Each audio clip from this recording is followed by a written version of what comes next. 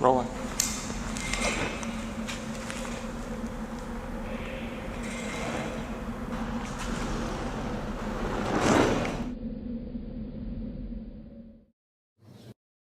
On May 9, 2001, at the National Press Club in Washington, D.C., an unusual and unprecedented event took place.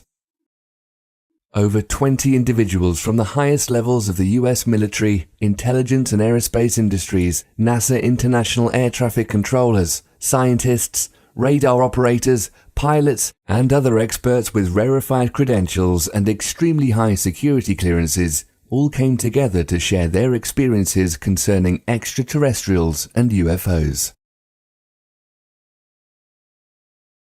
The focus of this conference, put together by Dr. Stephen Greer and the Disclosure Project, was to promote open hearings in Congress dealing with UFO and extraterrestrial phenomena going back over 50 years.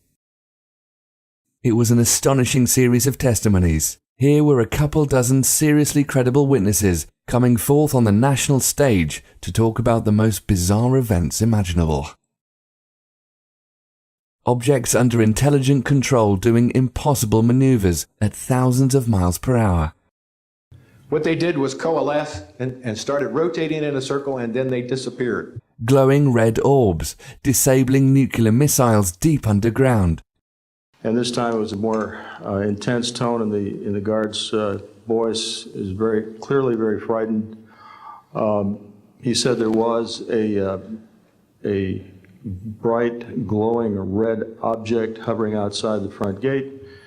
We lost somewhere between 6 and 8 weapons that morning. Alien structures on the moon. And then he proceeded to put photographs down in front of me, and clearly in these photographs were structures, mushroom-shaped buildings, spherical buildings, and towers. An ET pilot killed on an Air Force runway. There's been UFOs in the pattern all night. They're on radar. But in any case, an alien had come off the craft and had been shot by a military policeman and apparently was wounded and was heading for McGuire. Dozens of incredibly surreal accounts right out of a Spielberg film. But the witnesses are all dead serious, highly intelligent professionals of rank and stature, and in fact were in these positions because of their quality of mind and character. Several had concrete evidence to back up their claims and were all willing to testify under oath before the US Congress. Over 30 international news organizations recorded and broadcast the event. The exceptional nature of this gathering and straightforward at times emotional testimonies begged the mind-bending question, what if they're telling the truth? One of these witnesses, an aeronautics illustrator named Mark McCandlis, had several high-level security clearances and worked for organizations such as Rockwell International, Boeing, and the US Air Force. He'd spent over a decade in research and development on the main focus of the NPC event, technologies connected to UFOs and extraterrestrial vehicles.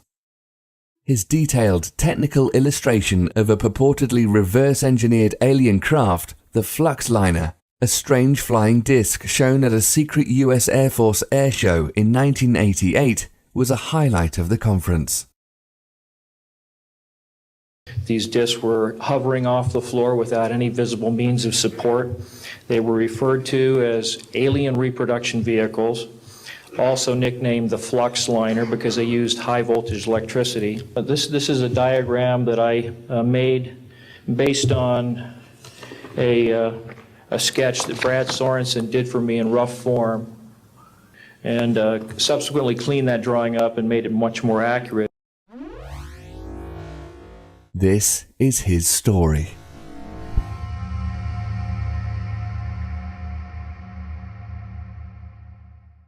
He says, you know, I gave you the basic verbal description of what I saw. He says, but somehow or other you've taken everything, all the information I gave you, and you have graphically interpreted into an image that is so close, so accurate. He said, this is really dangerous stuff here.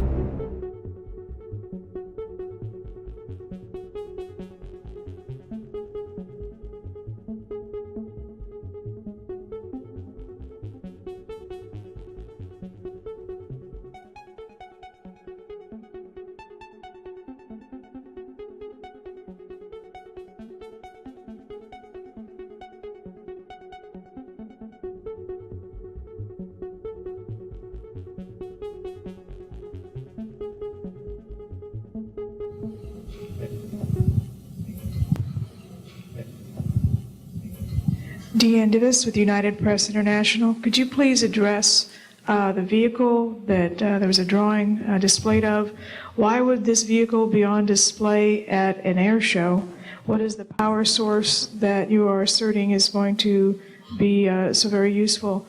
And how can you determine that this vehicle is not something that is being developed, by a government agency? In fact, I think that was the testimony. This is an alien reproduction vehicle, and just to be clear, this means that it is based on advanced anti-gravity and zero-point energy propulsion systems.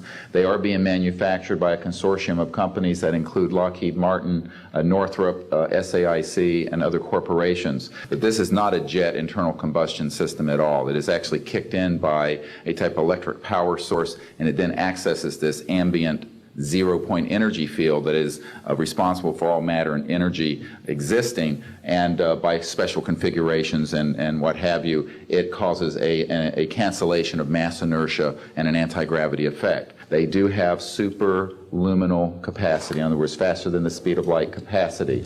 I think Mr. McCandlis and other witnesses that he's identified could go into more of the technical physics of it.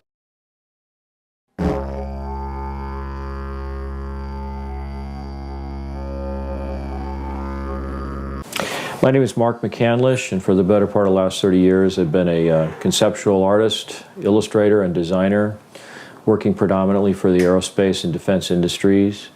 About 1988, I came into some information that indicated that the United States government was in possession of and operating a kind of anti-gravity technology through a system, an aircraft that was referred to as the Fluxliner or as the alien reproduction vehicle.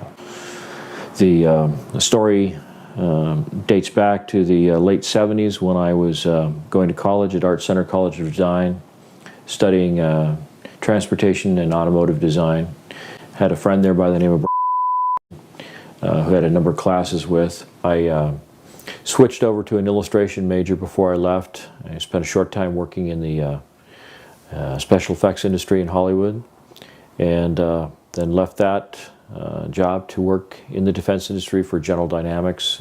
Spent some time working there as a conceptual artist and designer, illustrating weapon systems, and then after a couple of years left that facility and began freelancing throughout the defense and aerospace industry. So that was where it all started. In the early to mid-1980s, Mark's career as an aeronautical and technical illustrator began taking off as he accumulated a client list including the US Air Force, Rockwell International, Lockheed Martin, Boeing, and respected periodicals such as Popular Science magazine. He became well-versed in conceptual design at the highest levels of the US military, industrial, and aerospace programs, and often called upon to generate classified and highly proprietary material. At the time, this was around 1985, 1986, and I had been freelancing for about 4 years at that point. Done a lot of work for Lockheed, a lot of work for Rockwell, a little bit of work for Boeing. And so I was establishing a reputation and had occasion to talk to an awful lot of experts in the field, various parts of the aerospace industry. So I had an idea of what was going on in terms of the technological development that was occurring in the industry at the time. Worked on some conceptual artwork showing cutaways of some of the weapon systems and how the components inside those weapon systems interrelated to one another. I was given a lot of information. Many times I was asked to create illustrations for clients based on just verbal descriptions of what they wanted to see, because a lot of it was conceptual artwork that was supposed to put across the idea that, say, a particular aircraft that they were designing was going to be extremely fast, so it had to have all the sort of dynamic characteristics of what a really fast aircraft would have, and I had an idea of what these things looked like, so I was subscribing to some of the trade publications that were available at that time, like Aviation Week and Space Technology, and a lot of people at the magazines, test pilots, editors, and things. By the mid-1980s, he was a very successful professional artist living in Rialto, California. He had a full slate of high-profile projects and had become a very sought-after and respected talent in a very crowded field of designers and artists. Despite living in the era of Reagan and disco, things were going very well for Mark. Then, in the autumn of 1988, things took a turn for the weird.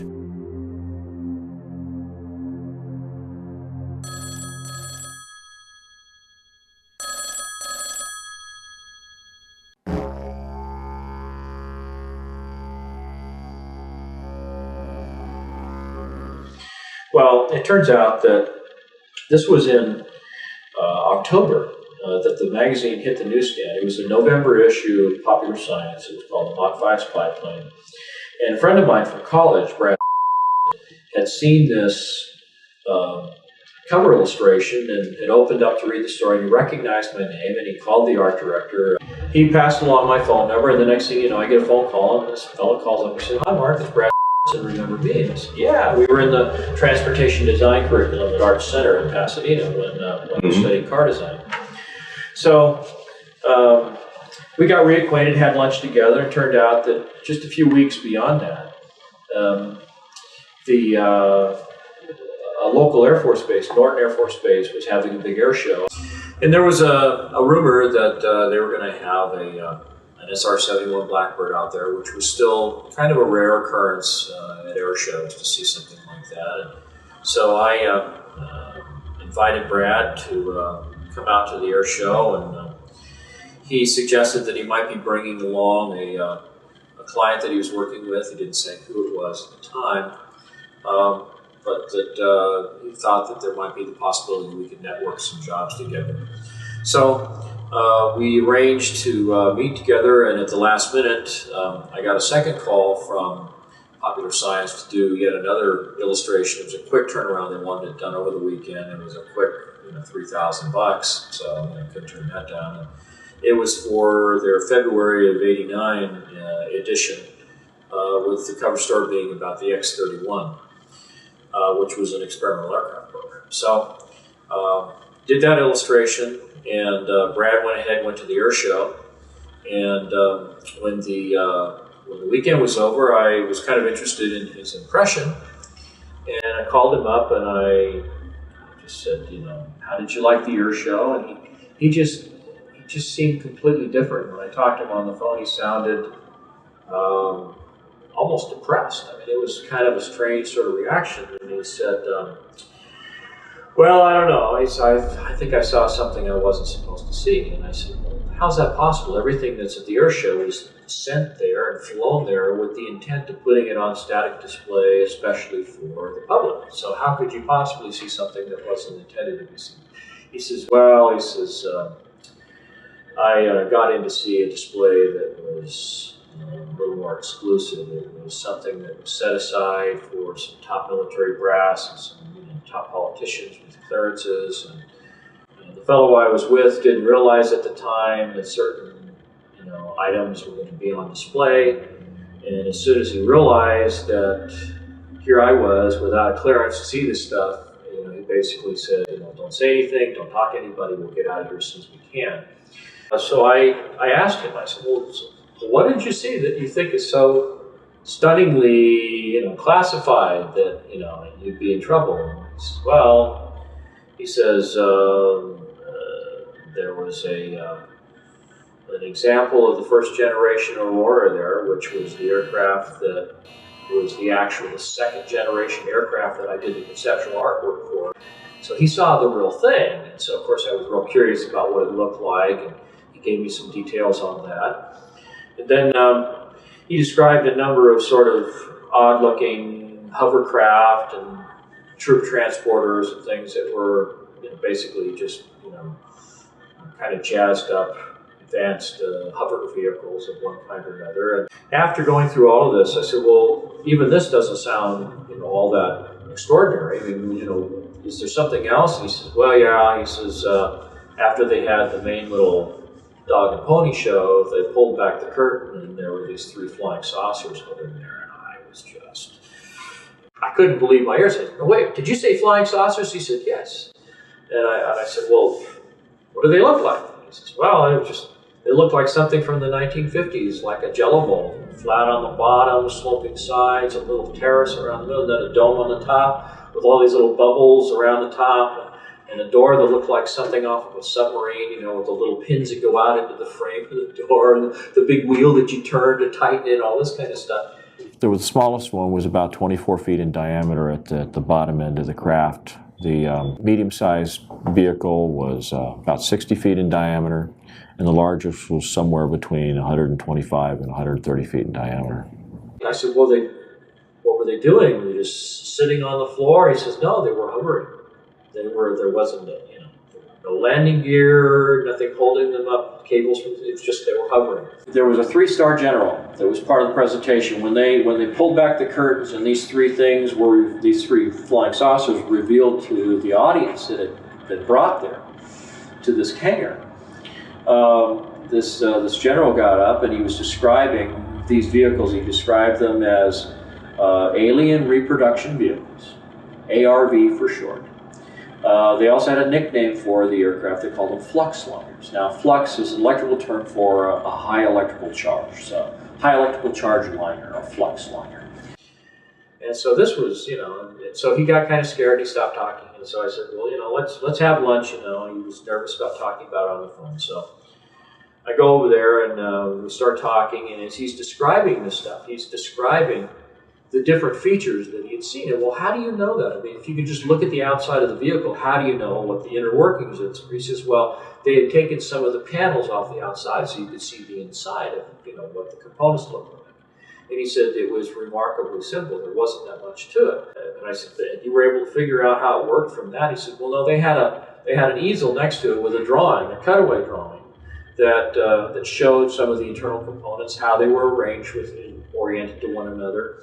And then they had a little a TV monitor with a tape player below it that was showing this continuous loop of this thing sitting or hovering over like a dry lake bed out in the desert somewhere. And as you would watch the tape, this thing would went from a hovering position, made these 3 little sort of hops going to the side, and then as the camera followed it, it just went straight up. It disappeared outside. It was down to nothing in just a matter of a second and a half or so. One of the things that this general had said during the presentation, one of the things that really stood out in Brad's mind was that he said that these vehicles were capable of light speed or better.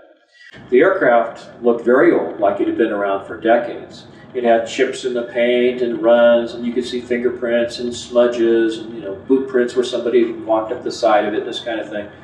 And he said that the paint that was on the outside, it looked like they'd taken a bunch of powdered lead, mixed it into a resin, and then just brush painted it right on the side of the aircraft. It looked like it was slapped together in somebody's garage, you know.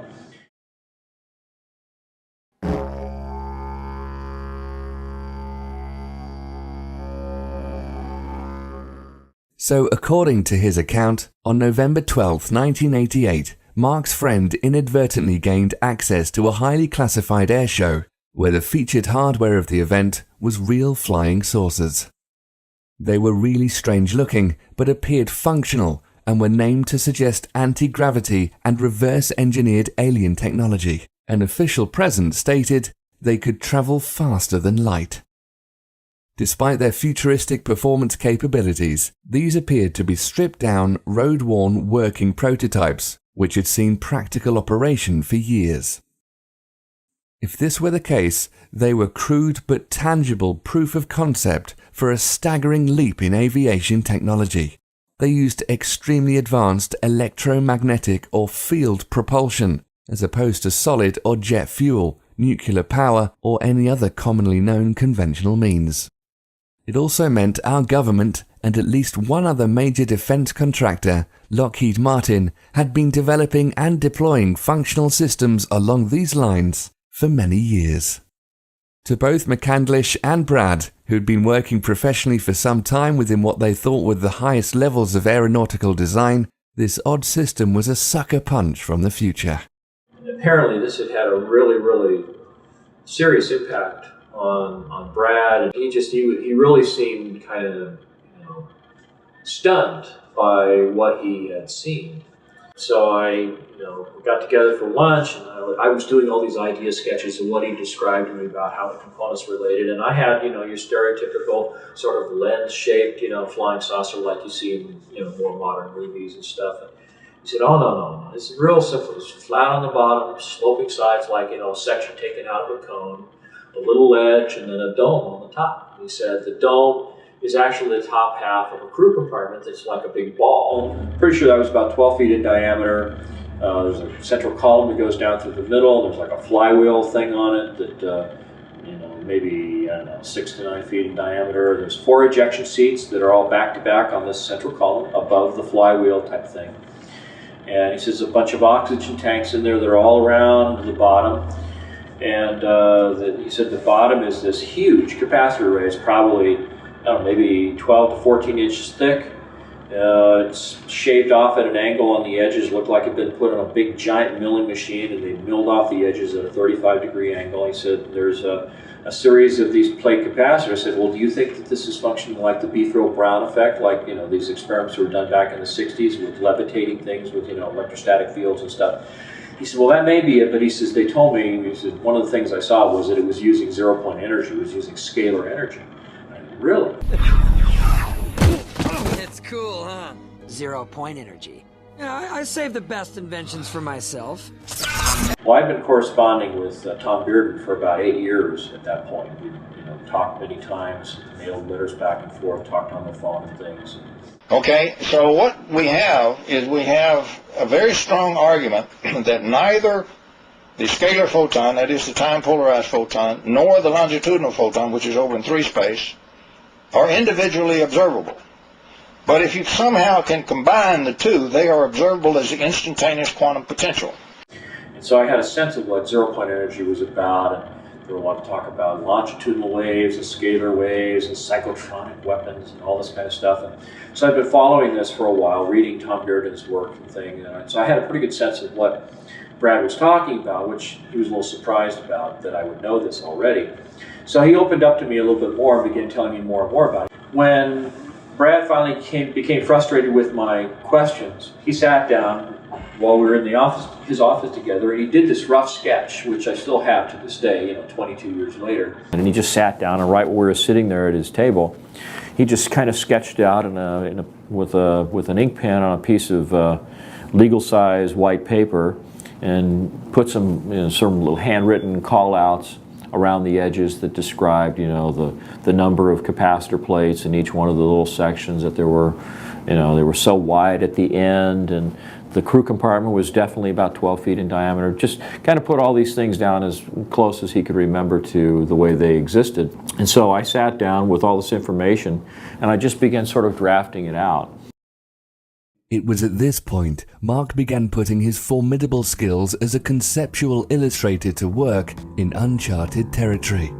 Taking Brad's eyewitness account, detailed descriptions, and rough sketches of the ARV, McCandlis began refining aspects of the components his friend described and piecing together an ever more precise rendition of the craft. Over the course of the next few years, he generated a series of drawings, culminating in the Fluxliner cutaway blueprint, one of the most notorious images in the history of ufology, and the mysterious realm of black-budget aircraft. I'm Jesse Ventura, and this is Conspiracy Theory. This was called the Fluxliner. This is probably the strangest one you've shown me yet. This actually flies? It actually flies on the principles of high voltage electrical charges. This is the original, one of the original blueprints of the alien reproduction vehicle, which I produced in March of 1989. It was put together by accumulating a lot of verbal testimony from Brad and later from a number of other sources, including Ken Sellen and some other people that I talked to who had some contact or information about the vehicle.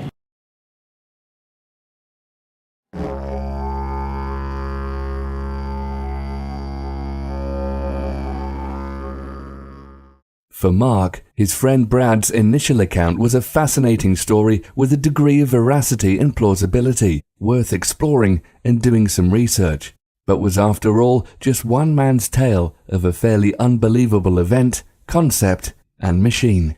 However, this subsequent research led Mark to some other very compelling eyewitnesses, official documentation, including numerous scientific patents, and other sources, such as respected quantum physicists, which finally convinced him of the likelihood that the ARV might be a very real thing.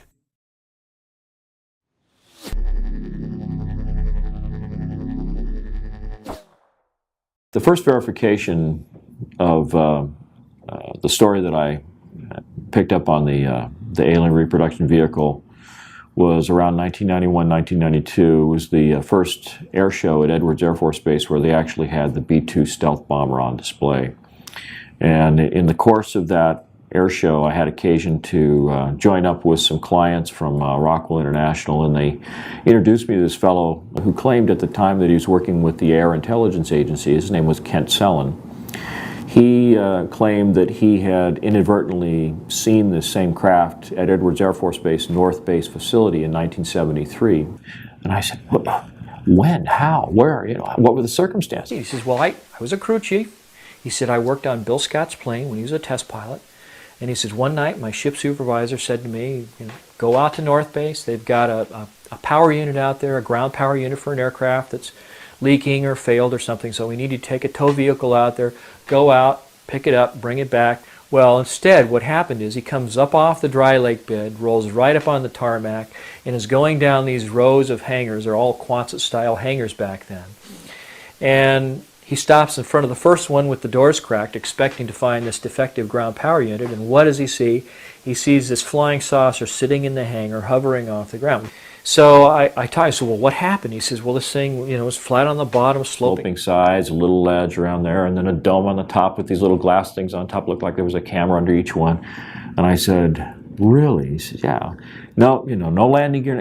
It was hovering. And I said, let me borrow your pen. So I took out a Kodak lens cleaning tissue package that I had in my camera bag. It was the only thing I could think of to draw on. I did a quick sketch of this alien reproduction vehicle as described by my friend Brad Sorensen back in 1988.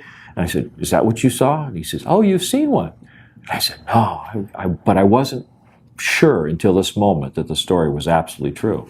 And so that was when I knew there was a second point of confirmation. He says, I wasn't there for 15 seconds and I heard footsteps running up to me. Before I could even turn around and look, he says there was a machine gun barrel at my throat, Another one over here, and he says, a gruff voice says, close your eyes and get on the ground or we're going to blow your head off.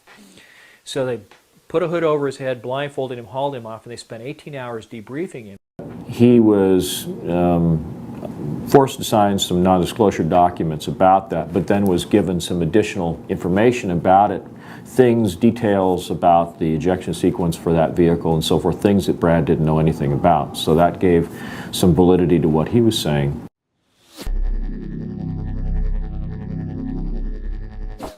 In addition to Kent Sellen, there is at least one other witness on record testifying to the existence of what he describes as a UFO at Norton Air Force Base, which may well have been the ARV. I can discuss Norton Air Force Base, and that as a result of all the military airlift command bases under me for their facilities, that there was one facility at Norton Air Force Base that was close hold. Not even the wing commander there could know what was going on. And during that time period, throughout my career, it was always rumored by the pilots that that was a cover for, in fact, a location of one UFO craft. And the reason for that location was folks that could come out, land at Norton, play golf, be part of a golf tournament, and so forth, and during that process could go by the facility and actually see the UFO.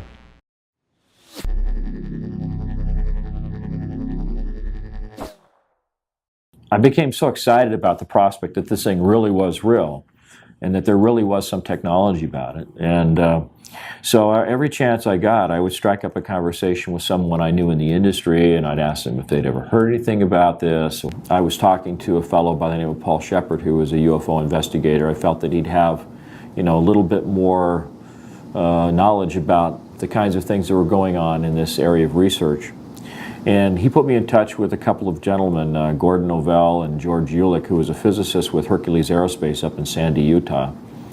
And they were very interested in this story. I started off as an aeronautical engineer when I was in college, and I got real interested in what makes UFOs go. And so I just kind of pursued the trail of the technology as opposed to the aliens and that kind of stuff. And that's all I do, is pursue the technology. And I got lucky, got very, very lucky, and got my hands on a cutaway of their bird. One of them had an ongoing correspondence with UFO researcher Wendell Stevens, a retired lieutenant colonel from the Air Force, who'd participated in sort of these UFO chasing exercises up around the Arctic many, many years ago. So Gordon sent a request off to Wendell Stevens saying, we know that you have this big photo archive of all these different UFOs that have been seen over the years. Do you have any photography that even resembles what we're describing in this drawing that I had done?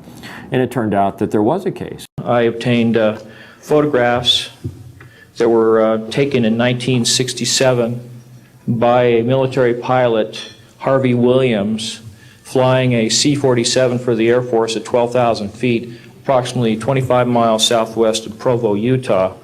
This particular vehicle matches the so-called ARV in all proportions and respects in terms of the detail of the shape of the craft.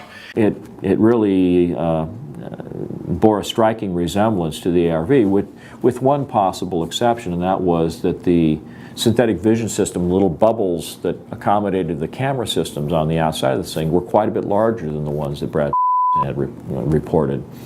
And so when I thought back to something that Brad had said, and that was that many of the components on the ARV, like the ejection seats and the camera systems, were all off-the-shelf components. He said that the ones that he saw in 1988 looked just like the little bubbles you see hanging from the ceiling in the casinos in Las Vegas. So when I thought back to the camera systems that were available in 1966, of course they were much larger than they were in 1988, and so the larger acrylic bubbles seemed, to give some veracity to the photography as it was presented in these pictures taken by Harvey Williams. One of the things that came up in the investigation was the fact that a number of the witnesses starting in 1988 described the vehicle that they saw as looking like it had been around for a long time. Chips in the paint, fingerprints, greasy handprints and that kind of stuff. the material around where the Zeus fasteners brought the panels together, all chipped and scratched and stuff like it had been around for a long time. When I talked in 1991 or 92 to Kent Sullen, he clarified that he'd seen this thing in 1973, which was, 15 years or something earlier than that. And then the photographs from Wendell Stevens showed that this thing may have been operational as early as, June or July of 1966. So it certainly supported the idea that this thing had been around for quite a while, maybe even earlier than that.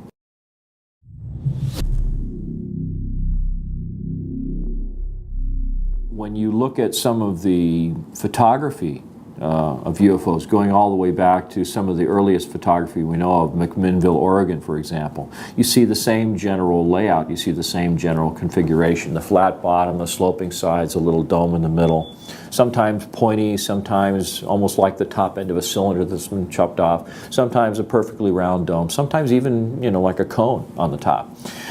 So it suggests that, there's many different variants of the system, but the overall arrangement of the components is basically the same.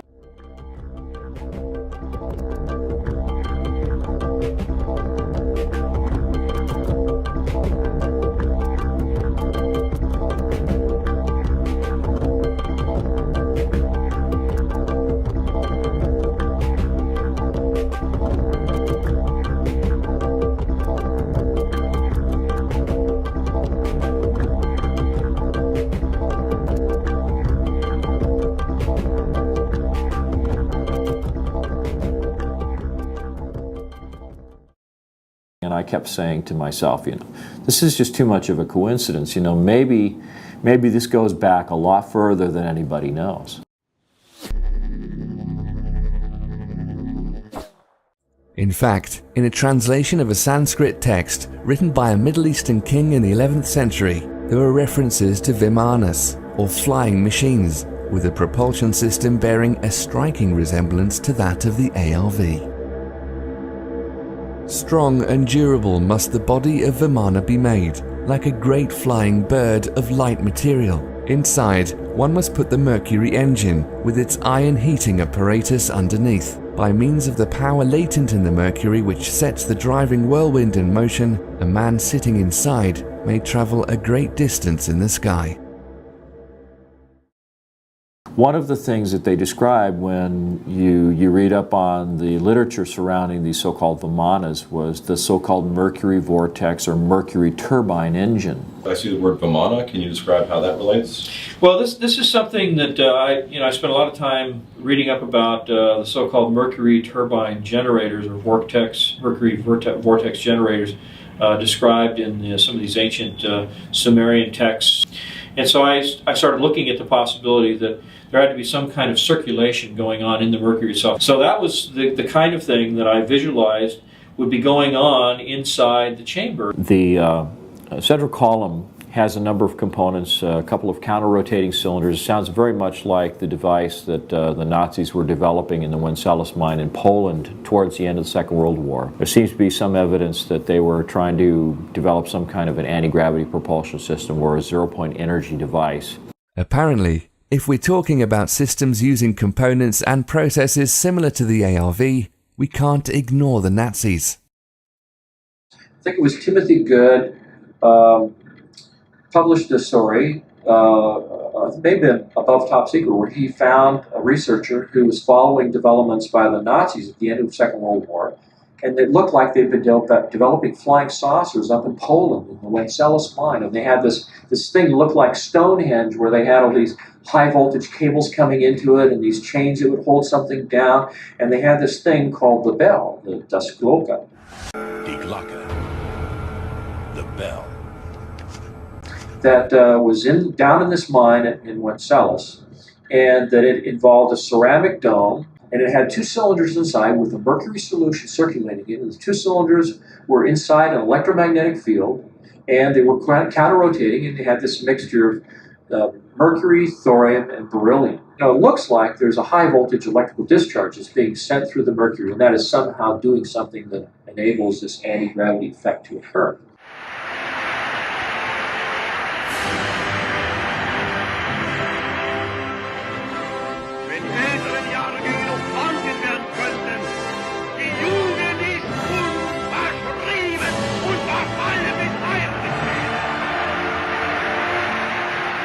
Besides rumors about Hitler's top scientists and the mythology of ancient kings, there were other instances where a central core involving mercury and other components similar to the ARV were reported.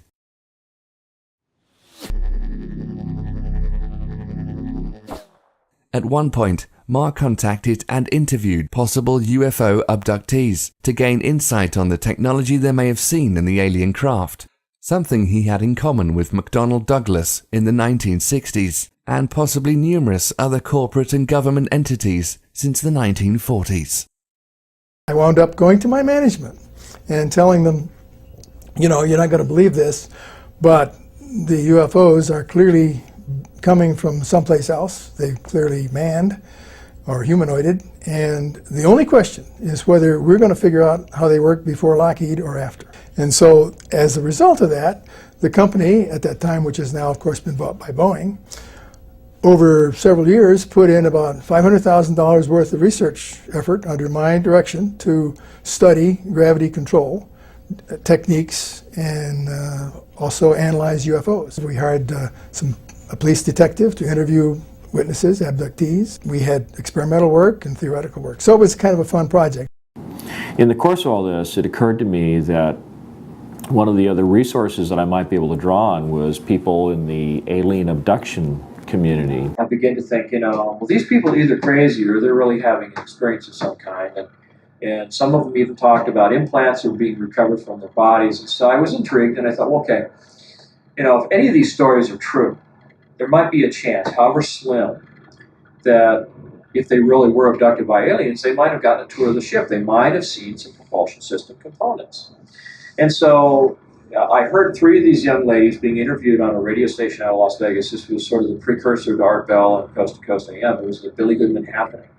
And he was interviewing Cindy Vodovos, Melinda Leslie, and Alicia Davidson.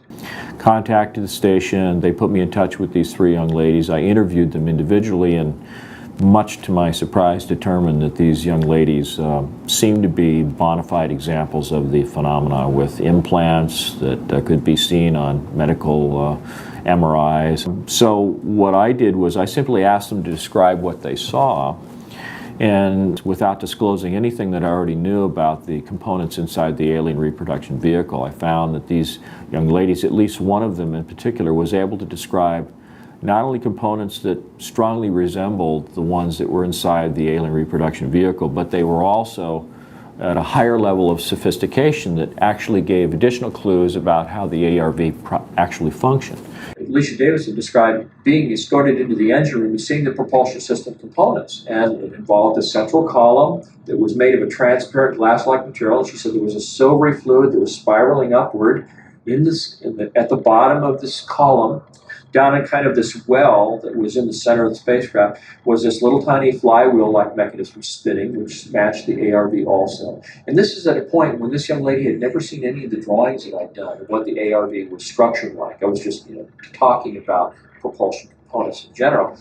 But then she said that when you looked across this little well, this lowered floor area in the center of the room, was like a guardrail around it. She stood there. So you could look across, and she said it looked like below the deck she was standing on was this glass-like material with these coils of wire going through it. And they were spaced out in the same proportions as the ones on the ARV. The thing that she said that was most significant was that the column itself was rotating in one direction, and the flywheel was spinning in the opposite direction. There was counter-rotation, which is something that's often been reported in UFO sightings. You see components on the craft that are spinning in opposite directions. Back here on Earth, the scientific community has been busy since the end of the Industrial Revolution. There have been dozens, perhaps hundreds of US and international patents dealing directly with electrokinetics and electrogravitics, going back to the turn of the last century. It would be safe to assume private industry and the military have also been working on a great deal of related applications off the public record. In short, since Nikola Tesla's first experiments with pushing electricity around, mankind has had a thing for anti-gravity.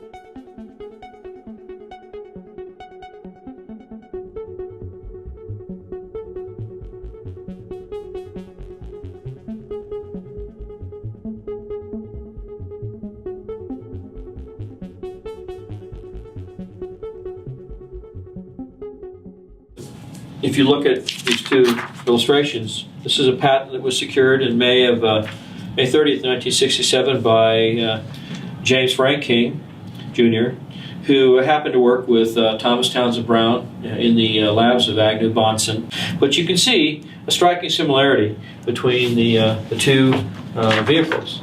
On the one hand, you've got a sort of a frustrum-shaped fuselage section. You've got a series of coils that wrap around the crew compartment, although the crew compartment in this instance is more of a cylinder. But you also have a central column that goes down through the middle, and you have this capacitor section that's in the bottom. And then you have these little flight control mechanisms here. You know, I find it really remarkable that there's so much similarity between the two objects. Mm-hmm. And when is that patent from? May 30th, 1967. It's called a magneto-hydrodynamic propulsion apparatus. And so I started thinking, well, maybe it's like a cyclotron. Maybe there's an electrical discharge from this. Basically, this whole thing looks like a giant Tesla coil. It's got the capacitor array. It's got, you know, a central column that looks like the secondary windings of a Tesla coil. And this might even go back to something that Nikola Tesla discovered back in the 1940s, and, you know, it just was all hushed up, and all the UFO sightings we've ever seen were something that came from Nikola Tesla and not from another planet. And I mean, these are the things that were all going through my head at the time. So it was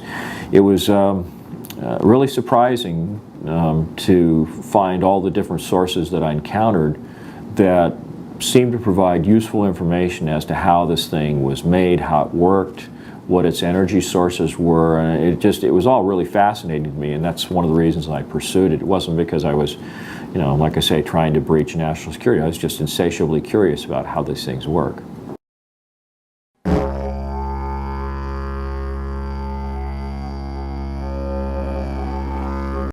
And he said it was remarkably simple. There wasn't that much to it.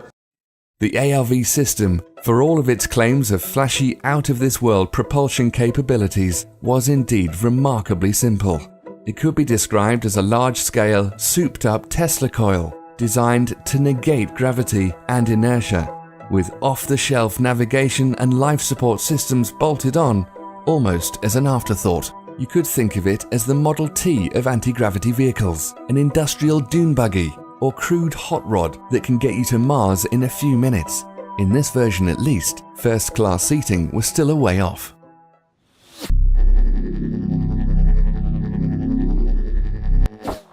From everything I've been able to gather, it helps to understand what some of the components are. There's a large capacitor array on the bottom of the craft. It's in the smallest version, it's 24 feet in diameter.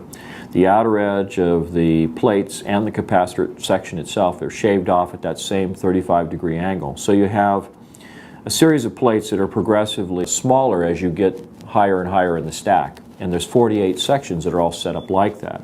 Through the middle of the crew compartment is a central column that's called the amplifier section that's in the middle of the craft. On the very center point of that column is what looks like a large 9-foot diameter flywheel type mechanism. Then around the belt line of the crew compartment is about a 2-foot wide coil of wire that's embedded in the same glass-like material that the capacitor section plates are embedded in.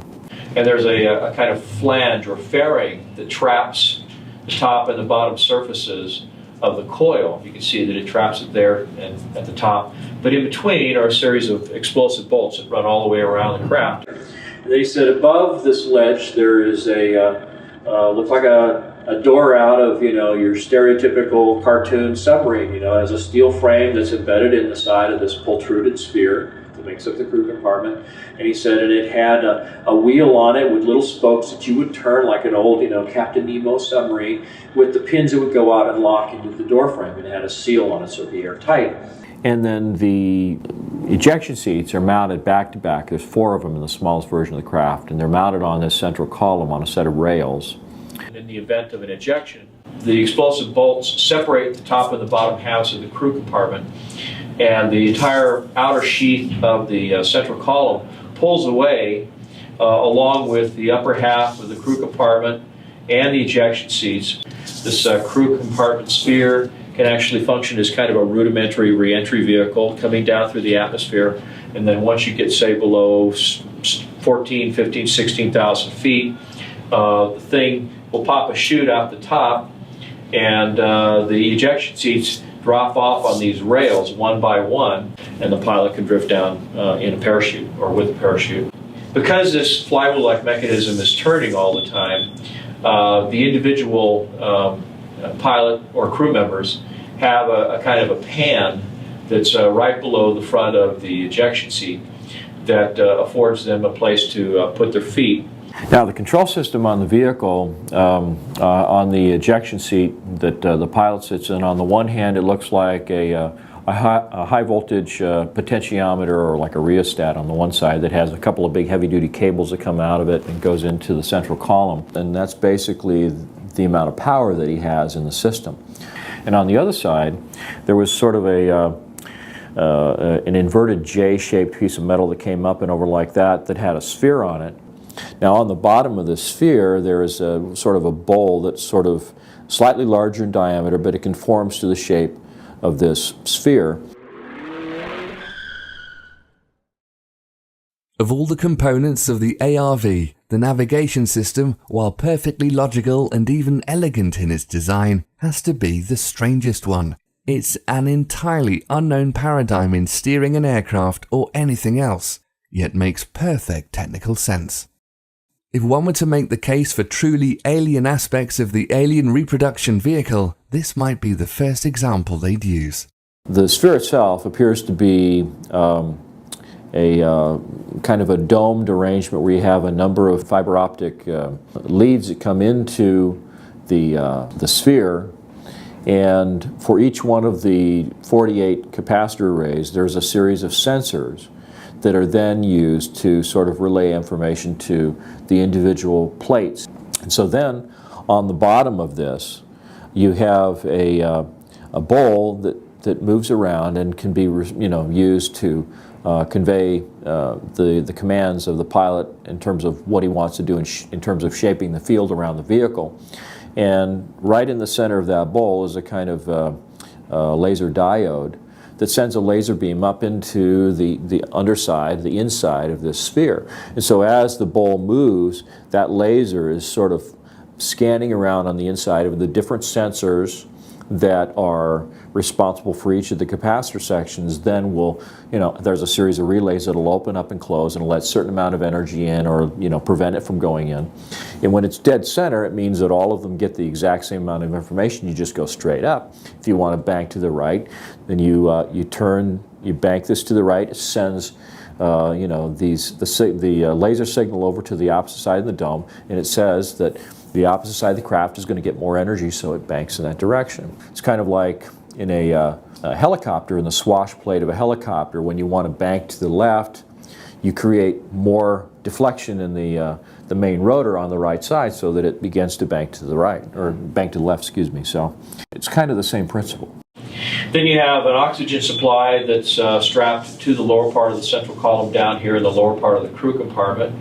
You have a much larger set of oxygen tanks, and these are all protruded vessels, by the way. There's no steel or aluminum in terms of the oxygen supply in the vehicle. There was also a pair of oxygen tanks under the seat, and that was assuming that maybe you had to eject, when you're at 25 or 30,000 feet, and you needed some air to get you from up there down to the place where you'd actually be able to breathe ambient air. I said, well, were there windows? And no, there weren't any windows. He said there was a thing called a synthetic vision system.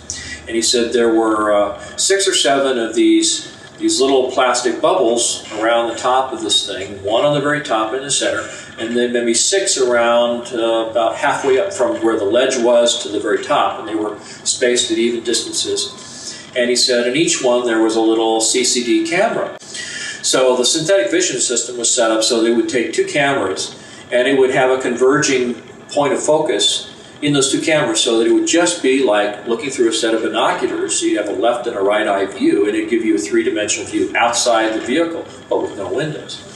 And the reason for that, apparently, was that this aircraft was using extremely high voltages, and the voltages would ionize the air around the vehicle so much that it would start producing X-ray photons, which are absolutely lethal. So you have to have basically a barrier to protect yourself. You also have a robotic arm that seems to be blended in with a composite fairing sitting right on the top surface of the capacitor array that has the ability to extend outward with a little air-driven claw that's on the end of it. In fact, I think that the craft's magnetic field or electromagnetic field is probably so powerful that conventional little electric motors probably wouldn't work in this kind of an application.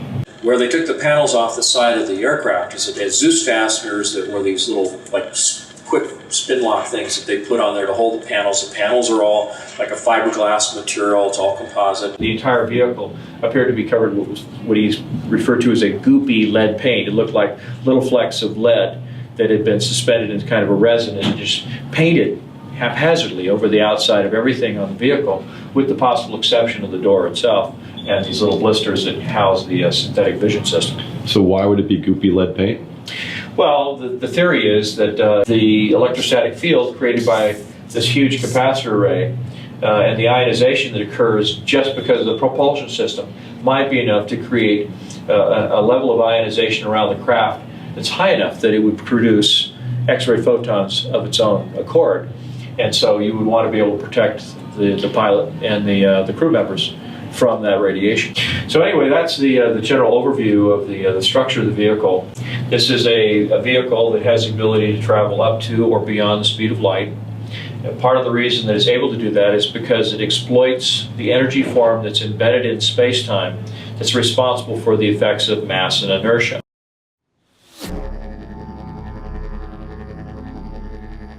So here we have a configuration of various components, creating a system that's somehow capable of producing and maintaining an insane amount of energy in a concentrated field around the vehicle. This field can be precisely controlled by the pilot with the aid of a basic throttle, an alien steering ball, and a bunch of casino cameras. There's plenty of onboard oxygen, handy if you're off the planet, and a lead coating so the occupants don't get fried in their seats, and a robot arm in case you need a robot arm somewhere. It looks like a big clumsy diving bell from 1905, but apparently works like a helicopter you can take past light speed. Its beauty and elegance lie in the propulsion system, maybe a really fast one that gets around currently accepted physics, one we commonly associate with UFOs. For anybody who has followed the work of Einstein or just basic physics, one of the sort of inviolable rules of physics is that there's no material object that can actually go faster than the speed of light.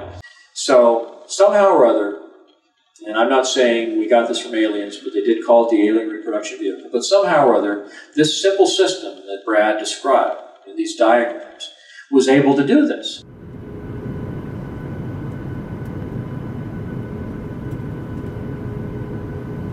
So I began looking at the scientific literature. I was looking at this scalar energy, anything I could find on zero-point energy, scalar energy, quantum zero-point fluctuations of the vacuum, I think is a more technical physics term that they use in the literature.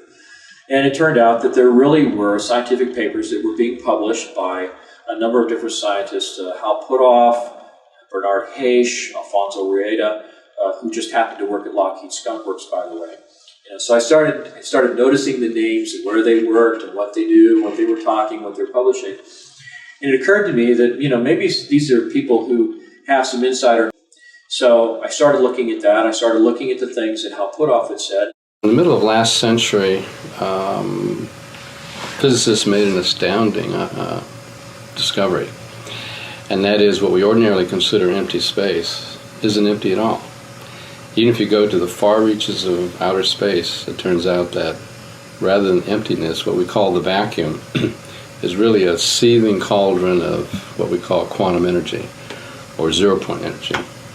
Zero-point just simply means that even if you froze the entire universe down to absolute zero, froze out all motion, where everything would be as quiet as you could possibly get it, this energy is still there. It was predicted by the mathematics of quantum theory, but the numbers were so large.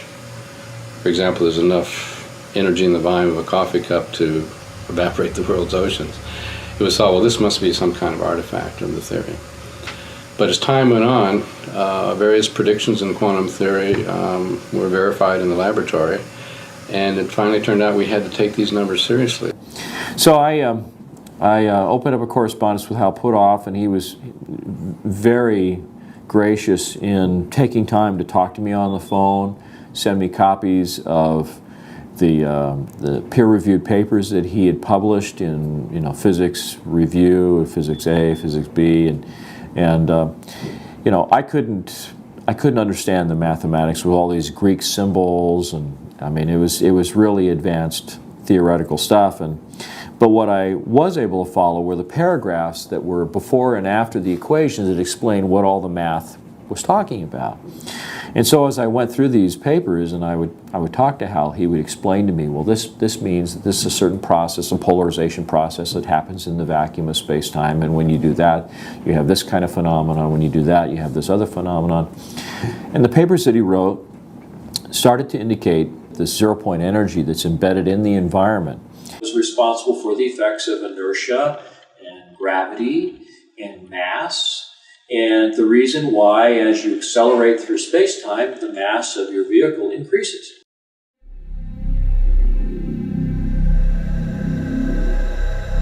So in a sense, if you find the right way to do it, you can actually sort of reduce the mass of an object. And if you can do that, then of course it takes less propulsive force to push it around. It means that it can go a lot faster because it's not limited by the amount of mass that it increases to as it accelerates. In fact, it may in fact be a situation where the faster you go, the more energy you have available to continue the acceleration process, and at the same time the mass is becoming relatively less and less and less. So it really enables the possibility of being able to go faster than the speed of light without violating general relativity, and that was the most fascinating aspect of the whole thing. You're drawing energy from the environment, and in the process of doing that, you're enabling the craft to not only demass itself, but basically conserve energy by using the flux in the vacuum of space-time as the power source for your propulsion system. So literally, the faster you go, the more energy you have available that you convert into propulsive force, and the lower the relative mass of the vehicle becomes. So it's actually sort of an inversely proportional kind of a relationship. Most scientists, with an instant response, would think on special relativity terms and say, well, the velocity of light is a limitation. You can't go faster than the speed of light. And therefore, to conceive of us exploring stars or other people coming here, it's too far. They just can't get from here to there. We might explore our own solar system, but that's probably as far as we're going to get. But the truth of the matter is that in general relativity, that's not the case. There are options there. That limitation now has begun to evaporate due to the new understandings and predictions coming out of general relativity. So that's not the issue. And so I was starting to learn about the technology and how it might be playing a role in the function of this craft. The craft, of course, had oxygen tanks and stuff in it, so it really suggested that the thing was capable of going out into space. So the idea was that somehow this vehicle is able to sort of skirt the law in a way that allows it to do these things that are unheard of.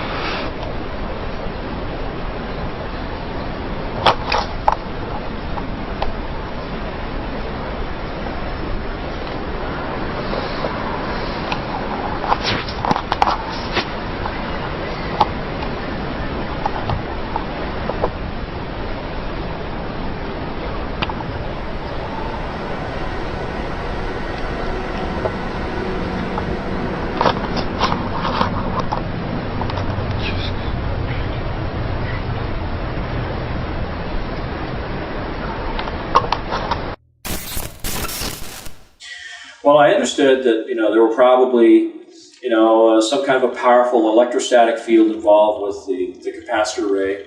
There was obviously an electromagnetic field that was forming around this ring of wire that ran around the crew compartment, and that would form a kind of donut-shaped or toroid-shaped electromagnetic field with field lines stroking right through the middle of the craft, which happened to be where there was this large central column. Now, the central column was supposed to be the most secret part of the vehicle. Brad didn't seem to know too much about that, but he said that it used mercury in some form. He thought it might use it as a noble gas, vaporized mercury. The mercury, based on a number of accounts, appears to circulate in a kind of a closed loop system that runs down through the cylinder in the middle and then back up in the space between the inner cylinder and the outer cylinder. And there's a counter-rotation kind of a mechanism that's occurring there too.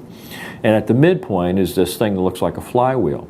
But in effect, what I think its actual function is similar to what is called a homopolar generator, where you can use the centrifugal forces of a disc, a conducting metal disc that's spinning, to actually throw the electrons in the material out to the edge, where they can be literally tapped off with something that looks like a brush that has conductive bristles. Now, I believe that what happens is that this vehicle develops probably several million volts of voltage. And the sheer power of the electrostatic field that is created in this capacitor array actually has the ability to polarize the surrounding space-time.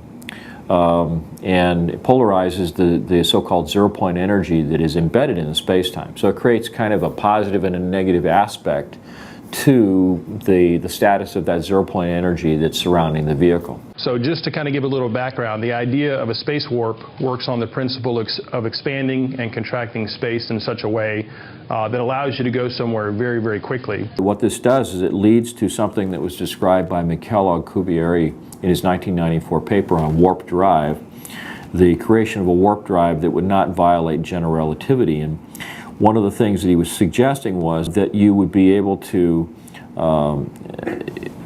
engineer a vector or a pair of vectors in space-time that would, on the one hand, cause a compression of space-time ahead of the vehicle and an expansion of space-time behind the vehicle, and that there would be an intervening space between those two phenomenon that would pretty much peg your sense of gravity, your sense of inertia to the environment that you departed from when you initiated this movement. So in essence what you have is you have a spherical event horizon around this particular region that might be called a dynamically engineered local space-time. And this particular region is set up in such a way that it creates these influences in the surrounding metric in such a way that it also creates a vector that goes in this direction. And so it's kind of like having, it's almost like having a black hole ahead of you and an expansion of space-time behind you. But the actual environmental conditions that you experience inside the spacecraft are pretty much pegged to the time and place that you start out from. So you don't have any sense of g-forces or being moved around. You don't have any sense of acceleration, because the entire pocket of space-time that you're encapsulated in is being accelerated by the vectors that are created around the system. So it's uniformly accelerated. The space-time pocket that you've created, the vehicle itself, the crew, the cargo, everything is moved as one complete package, and so there's no sense of acceleration.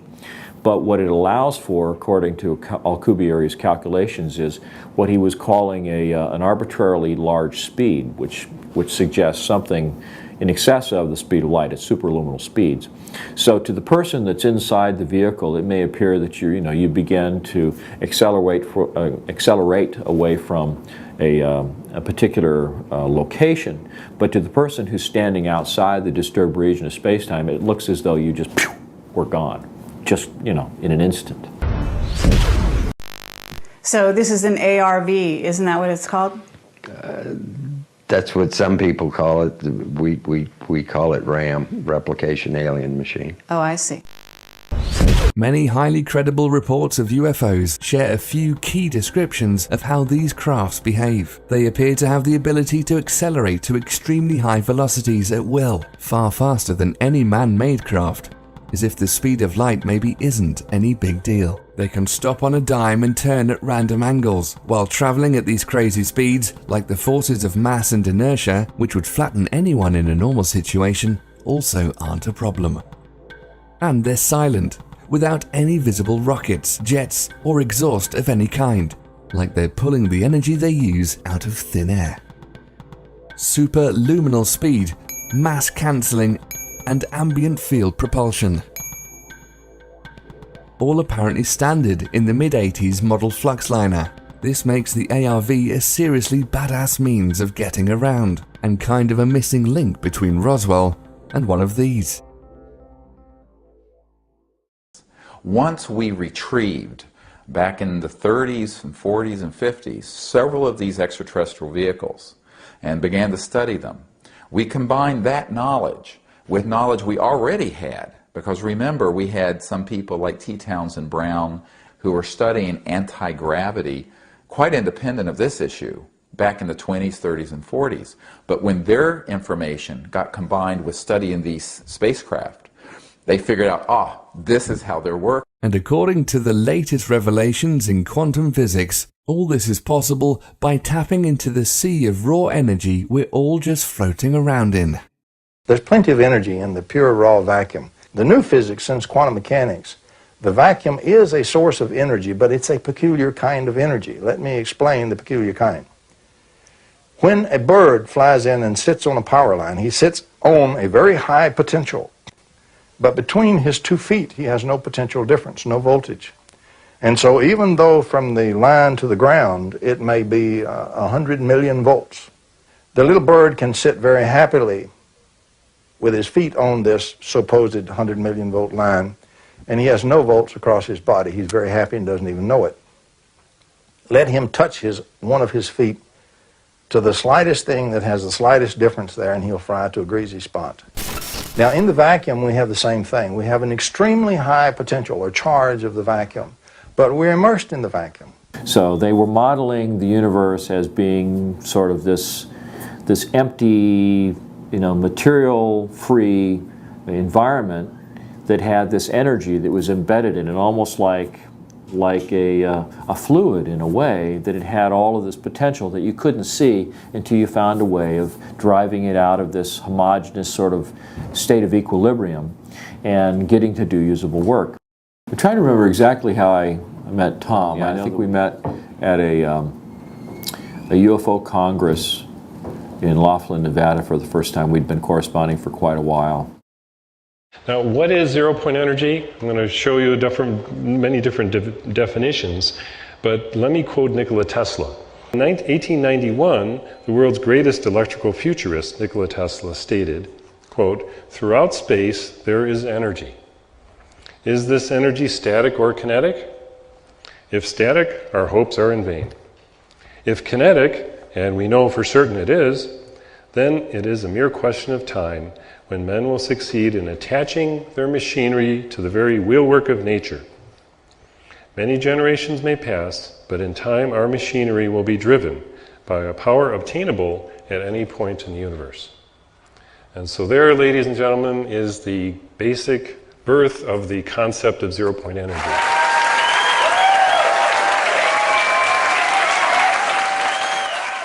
The real issue becomes, is this new technology something that's so advanced and so far out there that it's really beyond the scope of our modern civilization? Is it something that's so hard to achieve that it requires such a tremendous amount of development that it would cause the economy to collapse?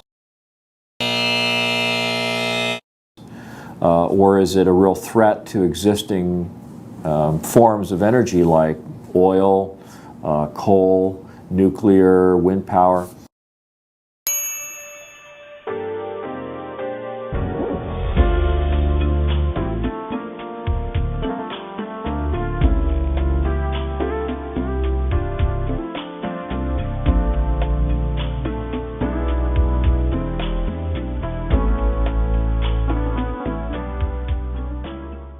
By the mid-50s, they knew that this would be the end of the oil cartels and the international financial petrodollar system. And this is very important. It means that we, Homo sapiens, have the ability to access this so-called zero-point field of energy, which is the ambient field of energy from which all matter and energy is fluxing, and can access that energy and generate all the power we need to run this planet without fossil fuels or pollution. So this stuff really works? Certainly does. Oh, well, lots of luck! Oh.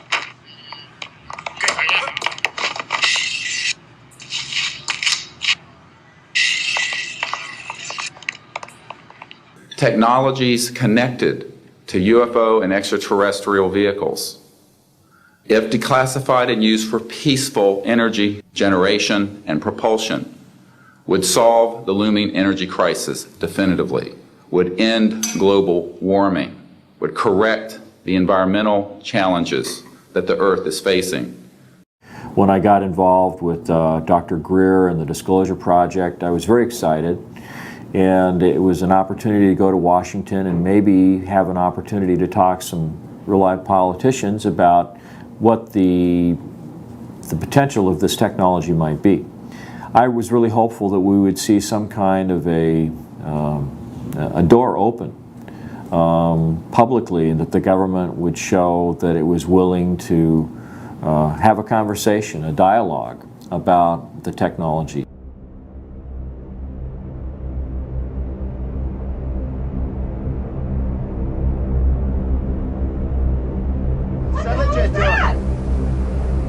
Holy fuck! Oh my God! Oh my God! September the 11th basically knocked May 9th off the radar, permanently. But it didn't lessen the potential importance of the spring conference or the issues involved. It did, however, allow the Bush administration to spend $1 trillion of our money on a war based on lies. So, getting together with Dr. Greer, going to Washington, D.C. was exhilarating, met a lot of interesting people, and it made it clear to me that there's a lot more going on behind the scenes than anybody can imagine. I mean, just the sheer volume of the stories and the accounts, the experiences that these people have had, when taken as a whole, you can see that there's this whole other level of things going on that nobody knows about.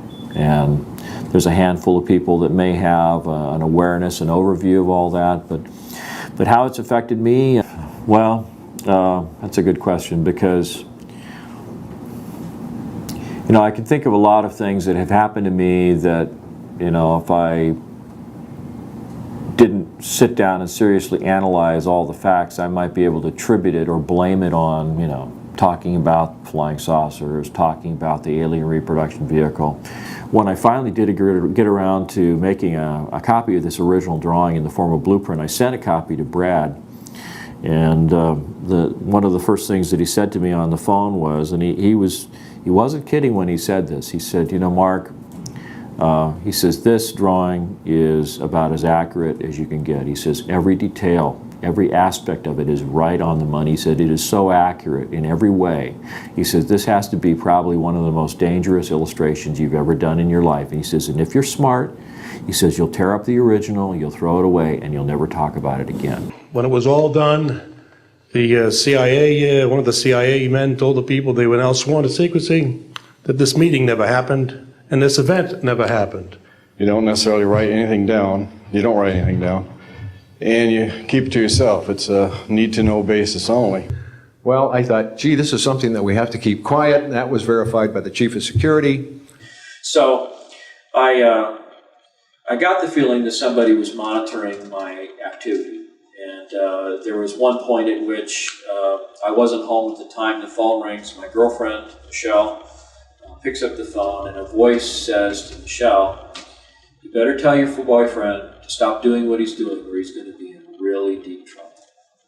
And, you know, then I did. One by one, I lost all my defense clients as a conceptual artist. And it could have been attributed to my involvement with the Disclosure Project. It could just be that I'm an actual artist with paints and brushes, and I don't work with computers like, some experts that I know. And it may be because there were a lot of people that didn't want to be associated with somebody who talked about flying saucers and anti-gravity and aliens and all that kind of stuff. The reason it's called alien reproduction vehicle is that it's based on the study of extraterrestrial vehicles, but it is manufactured by human military intelligence, aerospace contracting arrangements. We have studied specifically extraterrestrial vehicles which have been retrieved. The breakthroughs in that research have led to applications that have led to the building of this and similar anti-gravity devices. I mean, you can understand how corporations, and Brad told me that it had a big impact on his life, because when his name started popping up on the internet associated with the ARV story, there were a lot of his Japanese clients that wouldn't have anything to do with him because they did not want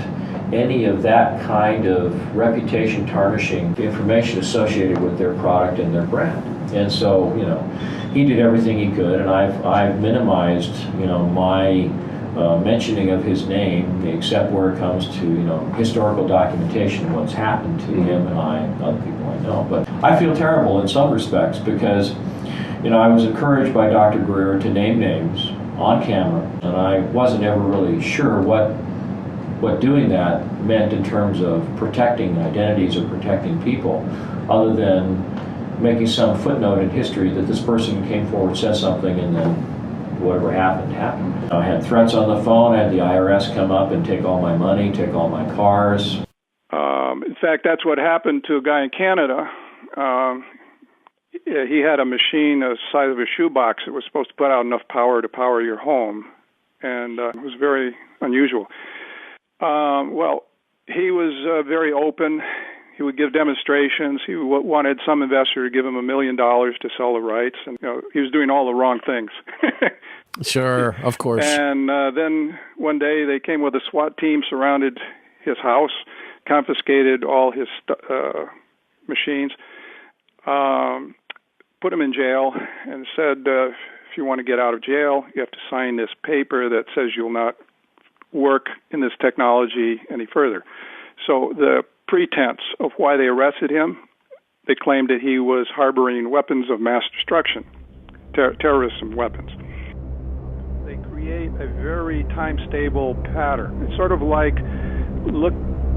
Again, 14 times. Oh, by the way, Mel, what's your phone number you're calling from? Maybe... Yes. We should write that down. Okay, because they find it's coming from your end. Not from here. Something out of West Coast is causing this. Okay. So you might check that out with the police over there. I noticed clicking on my phone. I'd call someone and my voice would be echoing. There were all these weird sounds, like someone else was hanging up the phone after I'd say goodbye, but I wouldn't hang up, So I had the feeling that I was being watched. I started feeling like maybe I was being followed. There were just, things, cars that would make a number of turns, and then, when you look at them, they'd turn off, that kind of stuff. And you've actually heard a couple different stories about people being shut down when they're trying to implement this. Or killed. Yeah. I mean, there's many times I lay awake at night with my 9mm under my pillow, loaded, and I wonder why they haven't killed me. I honestly do. There's evidence to suggest it's dangerous to become successful in the area of applied zero-point energy, cold fusion, or related free energy technologies, or it can at least lead to very bad luck. Professor Stefan Marinoff, founder and director of the Institute of Fundamental Physics in Graz, Austria, was the de facto leader of the European free energy movement. He fell out of a high window in 1997. Eugene Maloff, an eminent physicist and expert in cold fusion who apparently had working tabletop devices, was beaten to death in 2004 at the height of his career and the day before a public announcement of his findings. Arie M. de Gois, an inventor of a patented revolutionary clean energy technology associated with the zero-point field, was found nearly dead in his car at an airport in 2007 and died a short time later. He missed his flight to Europe, where he was about to obtain substantial funding for his work. Then there's Mark Tomian, a brilliant physicist and inventor of the patented star drive, a system remarkably similar to the ARVs in its use of zero-point energy and related spaceflight applications. He and McCandlis had corresponded numerous times before his unexpected death in his home in 2009. This was 2 weeks after the successful trial of a working prototype for a key component of his system. And if I woke up tomorrow on the other side of the veil, I wouldn't be surprised, honestly. I really wouldn't. Because I know how serious the technology is, I know that it's real. The storyline basically is that there's a lot of work going on in the aerospace industry that would indicate that we have black projects that have gone even darker, and that there's work being done on electrogravitic, on scalar technology, etc., that we don't even think that those in Congress or even in the military that approve black budgets are aware of. I've seen copies of inter-office correspondence among defense contractors that openly stated that they felt the technology was a fundamental enabling technology, that it had all kinds of different defense applications, but it also had a lot of serious civilian applications that would be beneficial to humanity as a whole, to the environment. It seems obvious that someone, perhaps a group, maybe some kind of a rogue civilization within our society has captured the technology, they're exploiting it for their own aims, for their own interests, whatever those might be. There's not a sliver of doubt in my mind that it exists. That it's being exploited in some way, whether it's for intelligence collection, whether it's for logistical support, whether it's for retrieval of raw materials from the asteroid belt. I have no idea why or what it's used for. All I know is that it's extremely advanced, it's being used more and more.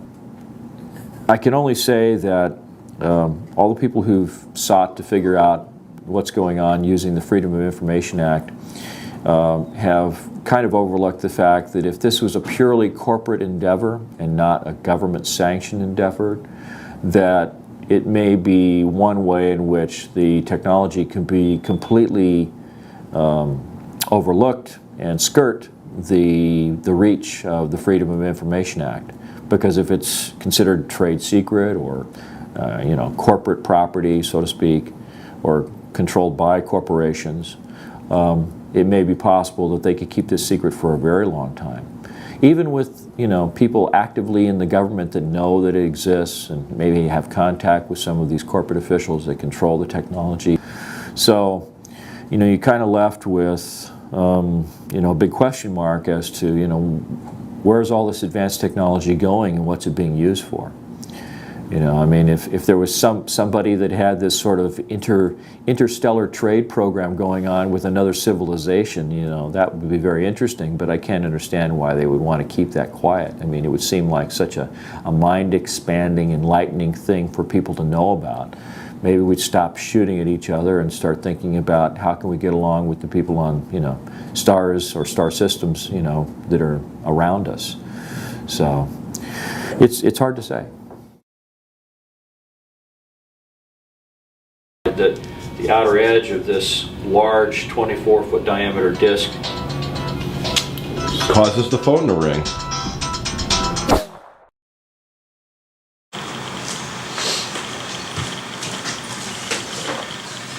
Hello, I'm trying to look cool. Do I look cool?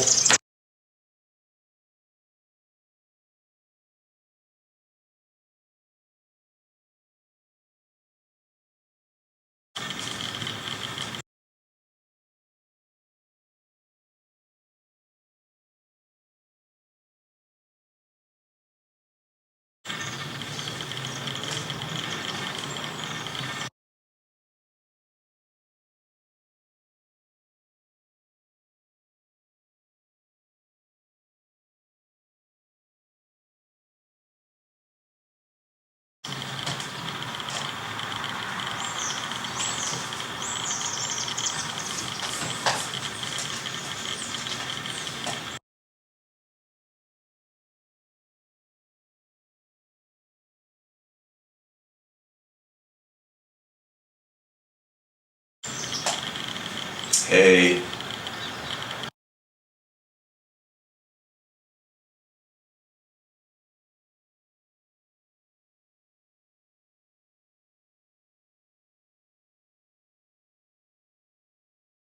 Yep, this is me on camera.